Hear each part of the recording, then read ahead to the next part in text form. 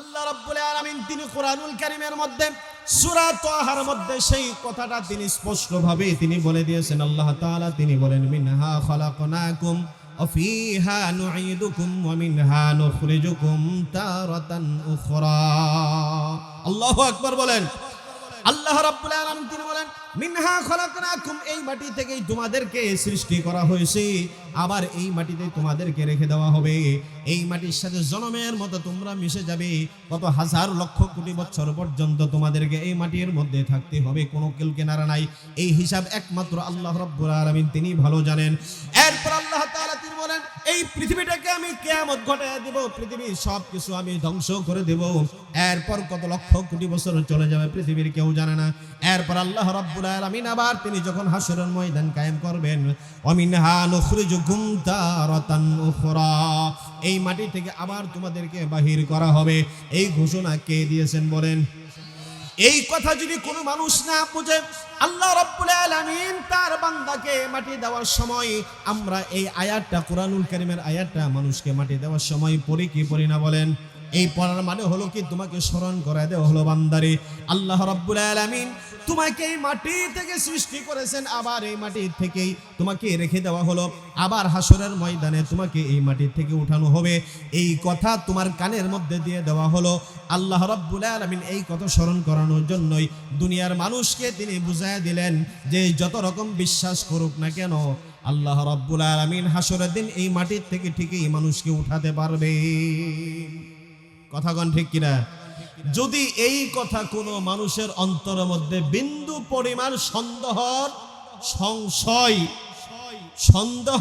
সন্দেহ তৈরি হয়, তার ঈমান থাকবে না। সন্দেহেরও কি আছে? সন্দেহ আছে। সংশয়েরও সংশয় আছে। ওটাও যদি দিলের মধ্যে বিন্দু পরিমাণ তৈরি হয়, তার ঈমান থাকবে না। মুসলমানদের জন্য আল্লাহ রাব্বুল আলামিন 7 বিষয়ের উপর ঈমান আনাকে ফরজ করে দিয়েছেন। এর মধ্যে 7 বিষয়ের মধ্যে কি আমরা সবাই জানি কি জানি না বলেন? সবাই একটু কালিমাটা আমার সাথে বলেন। আমানতু বিল্লাহি ওয়া মালাইকাতিহি ওয়া কুতুবিহি ওয়া রুসুলিহি ওয়াল ইয়াউমিল আখিরি ওয়াল কদরি খাইরিহি ওয়া শাররিহি মিনাল্লাহি তাআলা ওয়াল বা'সি বা'দাল মাউত।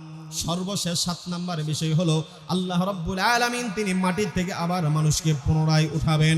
কোন দিন উঠাবে? সেই দিনটা হলো হাসরের ময়দান। এই কথার উপর যদি কোনো মানুষ 7 বিষয়ের কোন একটা বিষয়ের মধ্যে যদি মানুষ সন্দেহ সংশয় পোষণ করে, তাহলে ওই ব্যক্তির ঈমান থাকবে। এটা আওয়াজ দেয়া বলেন, ঈমান থাকবে কি? তার মধ্যে কোনো ঈমান থাকবে না। 7 বিষয়ের একটা বিষয়ের মধ্যে সন্দেহ পোষণ করলে কোনো ঈমান থাকবে না। নতুন করে আবার তার দিলের মধ্যে সেই বিশ্বাস বসাইতে হবে। এরপর আল্লাহ রাব্বুল আলামিন এই কথা যেন পৃথিবীর কোনো মানুষ, কোনো নাস্তিক মুরতাদ এই কথা যেন জীবনেও চিন্তা করতে না পারে, আল্লাহ তাআলা আমাদেরকে মাটির সাথে মিশিয়ে দিবেন। আমাদের রক্ত গোশত হাড় মাংস কোনো কিছু থাকবে না, সব মাটি খেয়ে ফেলবে। ওই যেই জায়গার মধ্যে মানুষের কবর দেওয়া হয়, পরবর্তী 10 বছর 15 বছর পরে বলেন তো দেখি কবরের মধ্যে কিছু খুঁজে পাওয়া যায় কি? কোন খুঁজে পাওয়া যায়? আমাদের দেশের স্বাধীনতা যুদ্ধের সময় কত লক্ষ লক্ষ মানুষ মারা গেছে, কত জায়গায় গণকবর হয়েছে, ওই জায়গার মধ্যে এখন বিল্ডিং হয়েছে। মানুষের খোঁজ খবর আছে? এক লোকের এক বাড়িতে গেলাম, বললো যে হুজুর এই বাড়িটার নিচে শুধুমাত্র গণকবর আছিল 71-এর সময়। তারপর আবার কলেরা রোগ হয়েছিল না, মহামারী? মুরব্বীরা বলতে পারেন, মহামারী হয়েছিল না, বসন্ত কলেরা।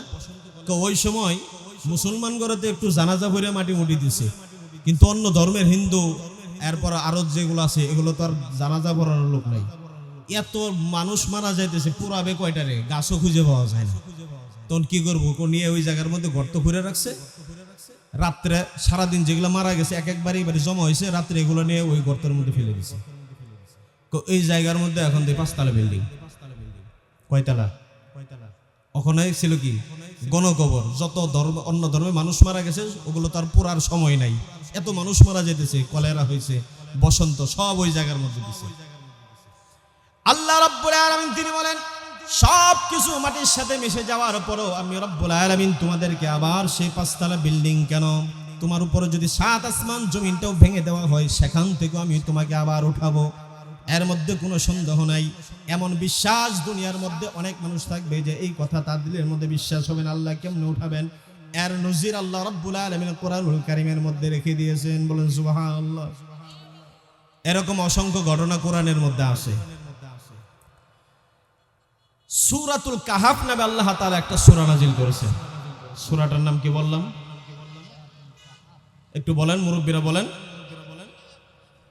এই সূরা কাহফের মধ্যে আসহাবে কাহফের একটা ঘটনা আল্লাহ তাআলা সুন্দর করে উল্লেখ করেছেন, যাদের উদ্দেশ্য করে আল্লাহ তাআলা সূরাটাই নাজিল করেছেন।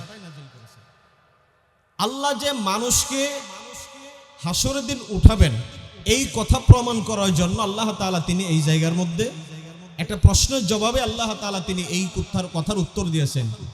কিন্তু সেখানে আল্লাহ তাআলা সেই গর্তের অধিবাসীদেরকে 6 জন 7 জন 8 জন বিভিন্ন মত আছে, আল্লাহ তাআলা নিজেই বলছেন ওদেরকে ওই গর্তের মধ্যে আল্লাহ তাআলা ঘুম পাড়াইছেন 309 বছর। কয় বছর? এখন আপনি যদি আজকে ঘুমান কয়দিন ঘুম পাড়তে পারবেন? 5 ঘন্টা 7 ঘন্টা ঘুম পাড়ার পরে কি আরো শুয়ে থাকতে মনে চাই? ক্ষুধা লাগে যায়, টয়লেটের চাপ আছে, অন্যান্য অসুবিধা আছে না নাই? কিন্তু আল্লাহ তাআলা তাদেরকে ঘুম পাড়াইছে কত বছর?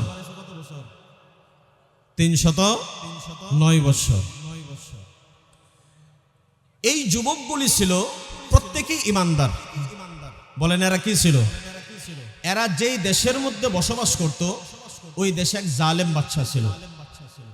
যেই জালেম বাদশা সে মানুষের উপর জুলুমও করত এবং মানুষকে মূর্তি পূজা করতে বাধ্য করত।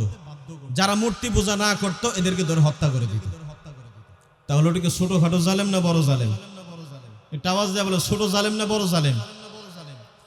আমার মুসলমান বন্ধুগণ, সেই জালেম বাদশার দেশের মধ্যে মাত্র কয়েকজন যুবক ছিল যারা এমন পূর্ণাঙ্গ ঈমান গ্রহণ করেছিল, যার ঈমানের কোনো ওই জামানার মধ্যে কোনো তুলনা ছিল না, যাদের ঈমানের দৃষ্টান্ত আল্লাহ রাব্বুল আলামিন কোরআনুল কারীমের মধ্যে তাদের প্রশংসা করেছেন। বলেন সুবহানাল্লাহ। এত কঠিন ঈমান তাদের ছিল, তাদেরকে বাধ্য করা হয়েছে তোমরাও মূর্তির সামনে সিজদা করো।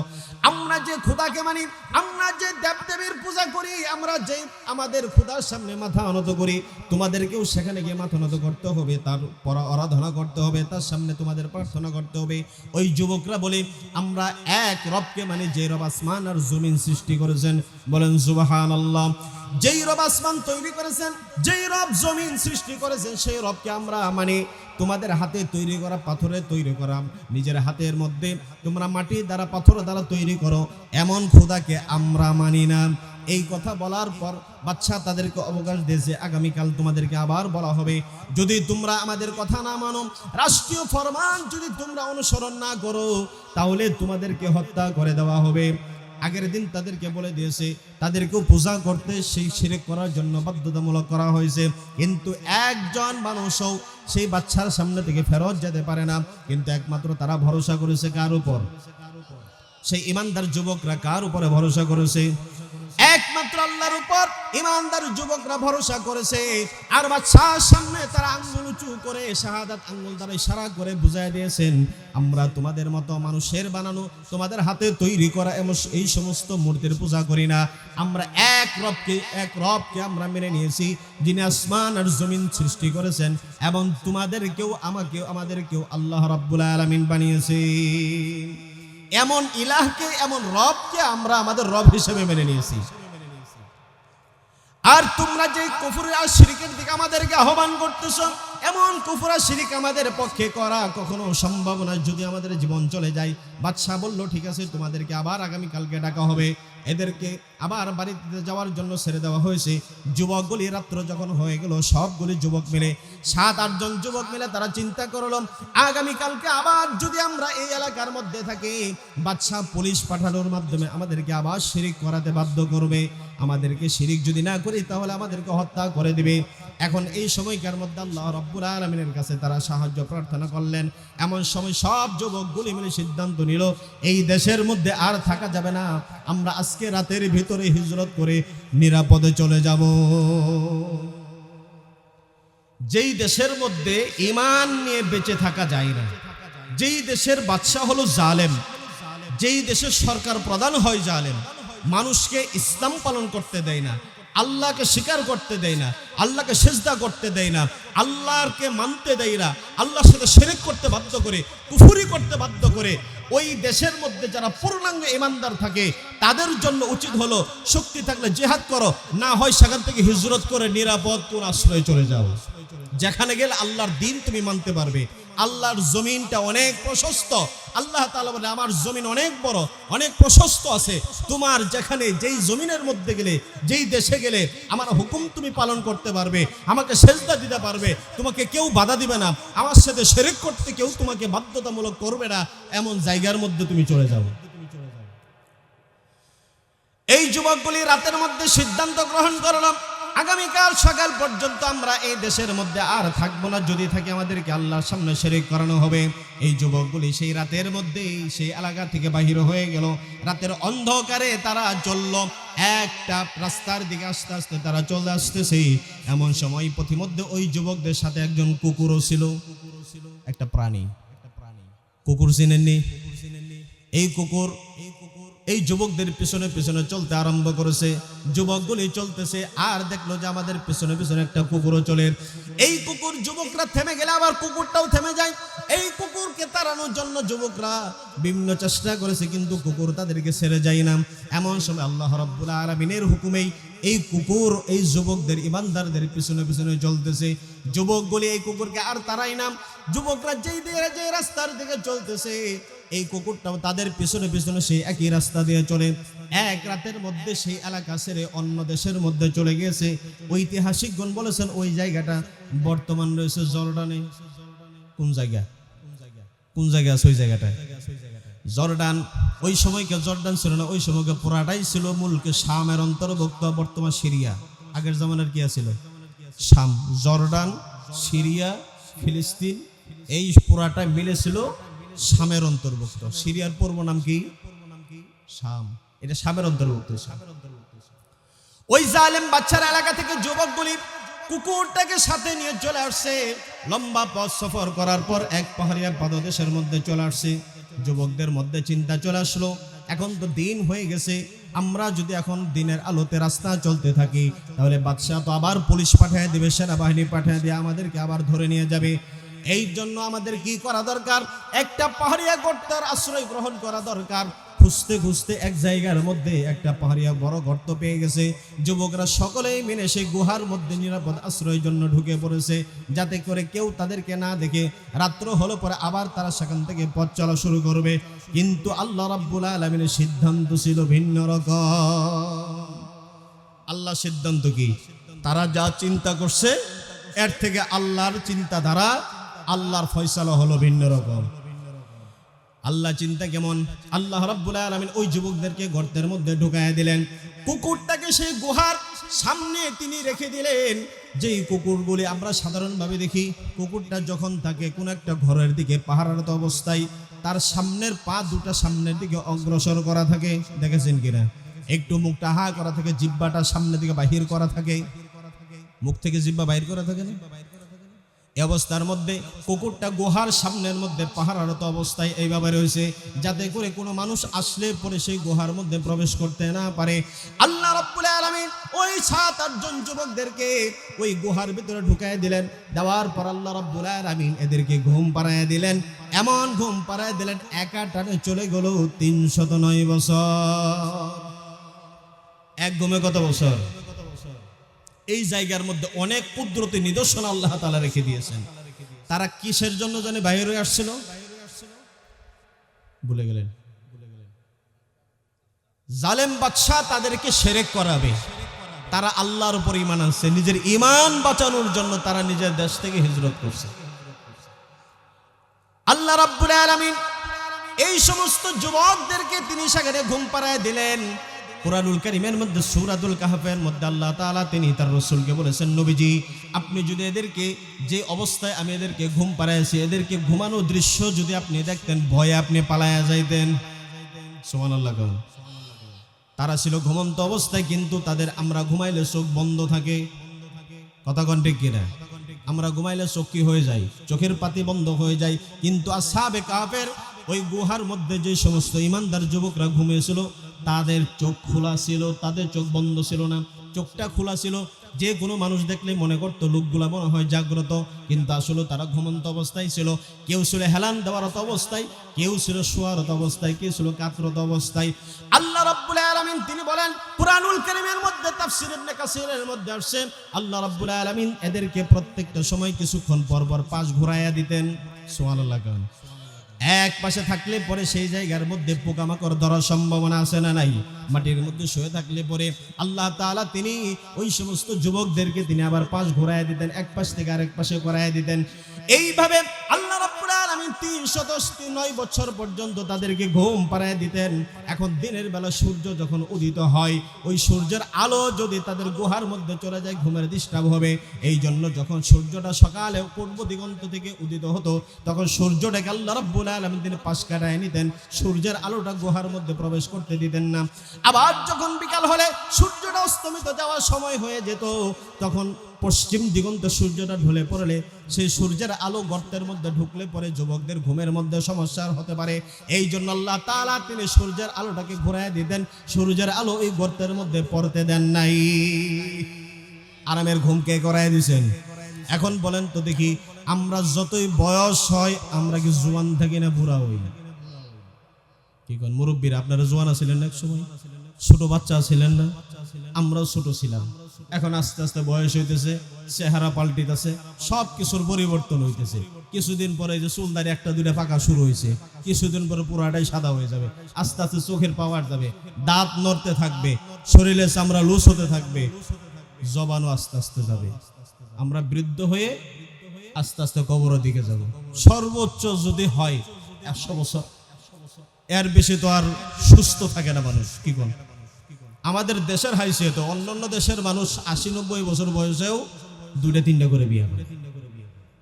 আমাদের বাংলাদেশের মানুষ তো 50 বছর পার হইলেই ডাক্তার 25টা। কথা কন ঠিক কিনা? আছে না নাই? আমাদের বাংলাদেশের মানুষ এত তাড়াতাড়ি বার্ধক্য হয় কারণ কি? এর বার্ধক্য হওয়ার 1 নম্বর কারণ হলো আমাদের খাদ্যে ভেজাল। খাদ্যে কি বলেন তো দেখি মুরব্বীরা, আপনারা এক সময় যে কৃষি আবাদ করতেন, ফসল করতেন, কয় কেজি বীজ দিতেন? রাসায়নিক সার কয় কেজি দিতেন? অল্প ধান হইতো, খাইতেন কেমন? কয় কাঁচামরিচ আর পেঁয়াজ দিয়ে সকালে 3 কেজি চাউলের ভাত। কি ঠিক আছে না? আর এখন 100 গ্রাম চাউলের ভাত খেলে পেট ভরে গেছে। কেন? এই ভাতের স্বাদ নাই, এটার মধ্যে কেমিক্যাল রাসায়নিক দিয়ে এটার সব পুষ্টিগুণ শেষ করে দিয়েছে। এটা অল্প খাইলে পেট ভরে যায়। এরপরে সবজি আগে নিজেরা লাগাইয়া খাইছে, কোনো বীজ দিছিলেন? আর এখন কয়েক বাগুন 1.5 কেজি হয় কি হয় না? এগুলো যে এই যে একটা জিনিস যে হাইব্রিড জাত হইতেছে, এটা হলো জেনেটিক ইঞ্জিনিয়ারিং পরিবর্তনের মাধ্যমে, যেটার মূল বীজের মধ্যে এটা জেনেটিক ইঞ্জিনিয়ারিং করে এটার মধ্যে সেই রাসায়নিক পদার্থের মাধ্যমে এটার প্রজনন ঘটায়। এখান থেকেই হাইব্রিড জাত উৎপাদন হয়। এক মিষ্টি লাউ হইতেছে কত? 1.5 মণ বলা হয়। হয় কি হয় না? 1 বিঘা জমির মধ্যে এখন ধান হয় 40 মণ, 1 একরের মধ্যে হয় 120 মণ। এখন চীনে গবেষণা করতেছে 1 একর জমির মধ্যে ধান হবে কমপক্ষে 200 মণ। কেউ কল্পনা করছিলেন মুরব্বীরা? যদি আপনাদেরকে আগে বলতো যে 1 একর জায়গার মধ্যে 200 মণ ধান হবে, আপনারা বলতেন যে আর মাথা পুরাটাই পাগল হয়ে গেছে, এর স্ক্রুপ একটা বার টাইট নেই। বলতেন কি বলতেন না? তাহলে এই যে আমাদের অল্প সময়ের মধ্যে বার্ধক্য চলে আসে, 1 নম্বর হলো খাদ্য ভেজাল, 2 নম্বর হলো গুনাহ বেশি। 2 নম্বরে কি বেশি? গুনাহ করলে বার্ধক্য চলে আসে তাড়াতাড়ি, তার যৌবন শেষ হয়ে যায় তাড়াতাড়ি। এটা হলো গুনার দুনিয়ার মধ্যে একটা শাস্তি। যৌবন শেষ হয়, বার্ধক্য চলে আসে খুব তাড়াতাড়ি। এই জন্য আমাদের আরেকটা বড় সমস্যা হলো আমাদের লাইফস্টাইল ঠিক নাই। কথা কোন ঠিক কিনা? তাহলে আল্লাহ রাব্বুল আলামিন ওই যুবকদেরকে রেখে দিলেন কোন জায়গার মধ্যে? একটা গুহার মধ্যে। কত বছর? 309 বছর। এক একজনের বয়স ছিল 25 বছর, 30 বছর, 35 বছর, 40-এর ভিতরে হলো সবার বয়স। আরো থাকলো কত বছর? 309 বছর। গড়ে হিসাব আপনি 25 বছর করে ধরেন, তাহলে কত? 334 ধরেন 340 বছর ধরেন 340 বছর পর্যন্ত তারা সেই গুহার মধ্যে থাকলো, ঘুমন্ত অবস্থায় থাকলো, কিন্তু তাদের একটা চুলও বাঁকে নাই, তাদের গায়ের কাপড়টাও নষ্ট হয় নাই, তাদের মধ্যে বার্ধক্য ছোঁয়া পর্যন্ত পায় নাই। সুবহানাল্লাহ।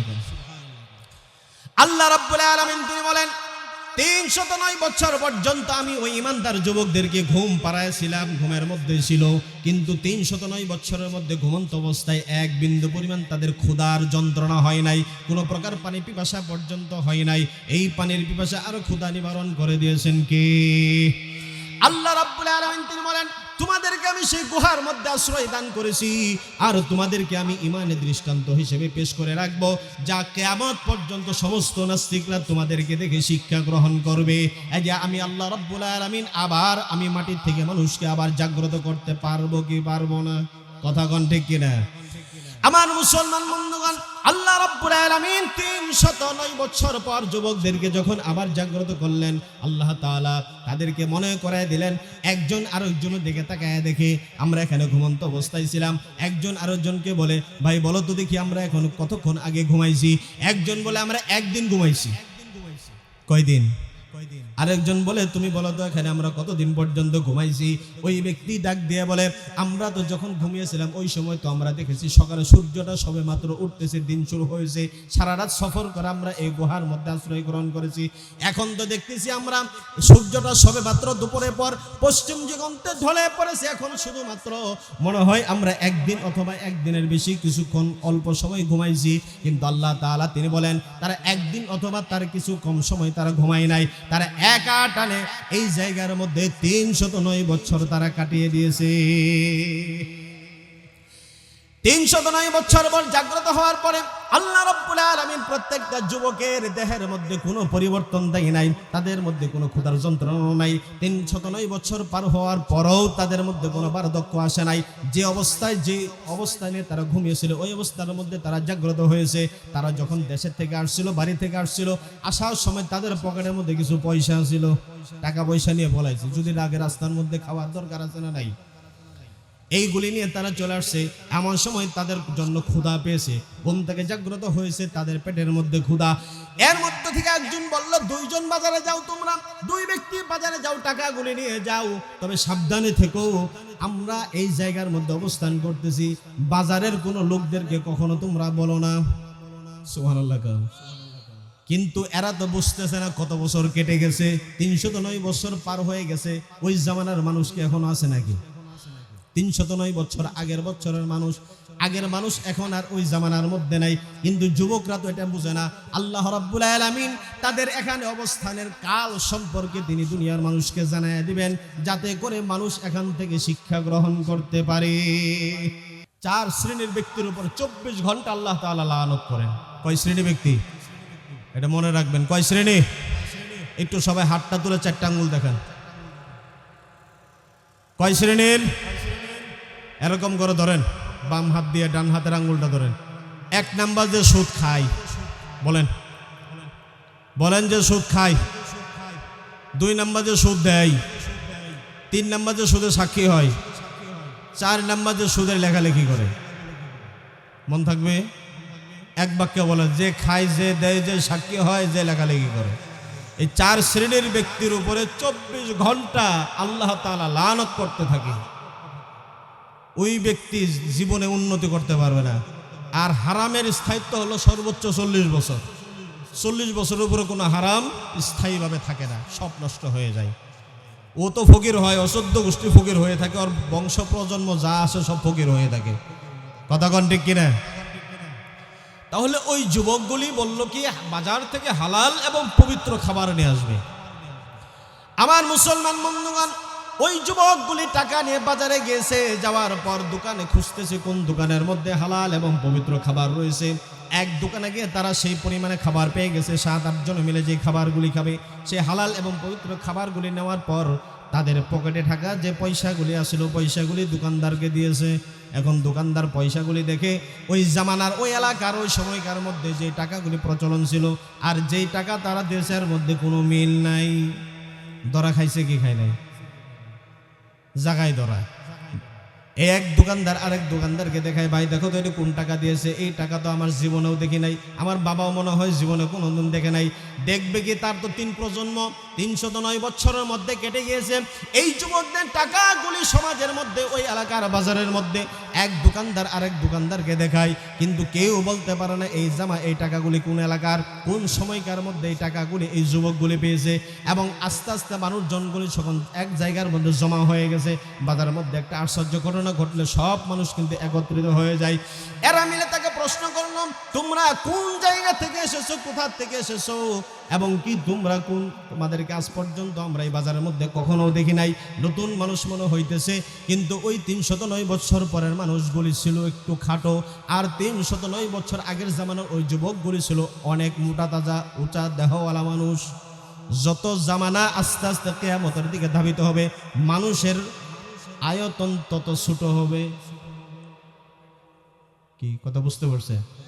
কিয়ামত যত ঘনায় আসবে, মানুষের উচ্চতা তত কমে আসবে, মানুষ তত শর্ট হয়ে আসবে। আদম আলাইহিস সালাম হলো মানুষের মধ্যে সব থেকে উঁচা দেহওয়ালা মানুষ। উনার থেকে বড় হৃষ্টপুষ্ট জোয়ান দেহওয়ালা মানুষ পৃথিবীতে আর নাই। উনি হলো সব থেকে বড়। উনার থেকে নিয়ে আস্তে আস্তে মানুষের পরিমাণ, দেহের আকৃতি ছোট হইতেছে। কিয়ামতের আগ পর্যন্ত এটা ছোট হতেই থাকবে। কি কথা বুঝতে পেরেছেন? তাহলে 309 বছর আগে যুবকদের যে দেহের অবস্থা, আর 309 বছর পরে যে এলাকার মানুষের অবস্থা, কোনো মিল আছে? সব মানুষ আশ্চর্য হয়ে গেল, এত বড় দেহওয়ালা মানুষ, এই মানুষ তো আমরা জীবনে কখনো দেখি নাই। এখন হঠাৎ করে যদি আপনাদের এখানে 15 ফিট উচ্চতা, বডি ধরেন 3 ফিট 5, 6 ফিট 5 বডিওয়ালা একটা মানুষ যদি এখানে আসে, বলেন তো দেখি তাকে নিয়ে বিভিন্ন মানুষ দেখতে আসবে কি আসবে না? সে থাকবে সবার আলোচনার কেন্দ্রবিন্দু। ওই বাজারের মধ্যে ওই যুবকদেরকে দেখার জন্য, 2টা যুবককে দেখার জন্য সারা বাজারে মানুষগুলি একত্রিত হয়ে গেছে। একজনের পর একজন প্রশ্ন করতেছে, তোমাদের বাড়ি কোথায়? এরকম দেহওয়ালা মানুষ তো আমরা আর কখনো দেখি নাই, এমন অপরিচিত মানুষ তো আমরা বাজারে ইতিপূর্বে আর কখনো দেখি নাই। এমনিভাবে প্রশ্ন করতেছে, তোমরা আসলে কোথায় থেকে? এই যুবকগুলি তাদেরকে তাদের সর্দার নিষেধ করে দিয়েছে, আমাদের পরিচয় বাজারে গিয়ে গোপন রাখবে, আমাদের পরিচয় কখনো তাদেরকে বলতে পারবে না। তাহলে তাদের মনের মধ্যে তখন পর্যন্ত এই কথা চিন্তাধারা ছিল, আমাদের পরিচয় যদি বাজারের মধ্যে প্রকাশ করে দেওয়া হয়, আর সেই জালেম বাচ্চা আমাদেরকে ধরে নিয়ে ফাঁসিতে ঝুলাইয়া দিবে। কিন্তু তারা তো জানে না 309 বছর তাদের সময় থেকে কেটে গেছে, ওই জালেম বাচ্চা আর নাই। কিন্তু একটাই মাত্র তাদের চিন্তা ভাবনা, আমাদের পরিচয় যদি প্রকাশ হয়ে যায় তাহলে আমরা জালেম বাচ্চার আক্রমণে পড়ে যাব। এই জন্য তারা বলেছেন আমাদের পরিচয় গোপন রাখবে, আমাদের পরিচয় বাজারের মধ্যে গিয়ে প্রকাশ করবে না। কিন্তু যে মামলার মধ্যে তারা পড়ে গেছে, এখন পরিচয় প্রকাশ না করলে সেখান থেকে ছাড়া পাওয়া যাবে না। এটা কার ফয়সালা বলেন? বলেন কার ফয়সালা? ومكروا ومكر الله والله خير الماكرين। ফয়সালা কার বলেন? আল্লাহ তাআলা বলেন, তোমরাই যত মক্করবাজি করো, যত তোমরা ষড়যন্ত্র করো, সব থেকে কৌশল অবলম্বনকারী কে? আল্লাহ তাআলা বলেন, আমি হলাম সব থেকে উত্তম কৌশল অবলম্বনকারী। তোমরা যত ষড়যন্ত্র করো তার থেকে বড় কৌশল আমি আল্লাহ তাআলা জানি। এই যুবকগুলিকে আল্লাহ রাব্বুল আলামিন সমাজের মধ্যে প্রকাশ করবেন, তাদের অবস্থানকাল এবং তারা কিসের জন্য এখানে এসেছে এবং কি তাদের কত কাল অবস্থান করেছে, এটা তাদেরকেও জানাবেন এবং এলাকার মানুষকে জানাবেন। এই এলাকার মধ্যে বাজারের মধ্যে খুঁজতে খুঁজতে তারা চিন্তা করলো, এই যুবকরা বলবে না এই টাকা কোন জামানার একটা মুরব্বী মানুষ ধরে নিয়ে আসো, সবচেয়ে বুড়া বয়স্ক বুড়াকে আছে এরা ধরে নেওয়া। খুঁজতে খুঁজতে 150 বছর বুড়া একটা পাইছে, এই বুড়ারে নিস। আনার পরে বুড়ারে কয়, এই মুরব্বী দাদা আপনি বলেন তো দেখি এই টাকাটা কোন জামানার? বলল যে এরকম বাদশার ছবিওয়ালা এই পয়সাগুলি আমার দাদার কাছ থেকে আমি শুনছিলাম, ওই জামানার একটা বাদশা ছিল তার ছবি, ওই 150 বছরের বুড়া তার দাদার কাছ থেকে শুনছে, তার দাদার কাছ থেকে শুনছে। ওই বৃদ্ধ ব্যক্তি সে যখন বলল আমার দাদার কাছ থেকে শুনেছি, ওই যুবকদের ওই সময়কার মধ্যে সন্দেহ কেটে গেল। আরে আমরা তো এখানে মাত্র মনে করেছি অল্প কিছুক্ষণ সময় আমরা ঘুমিয়েছি, কিন্তু আসলে আমরা অল্প কিছুক্ষণ সময় ঘুমাই নাই, আমরা মনে হয় এখানে কয়েক শত বছর পর্যন্ত আমরা ঘুমিয়েছি। সুবহানাল্লাহ।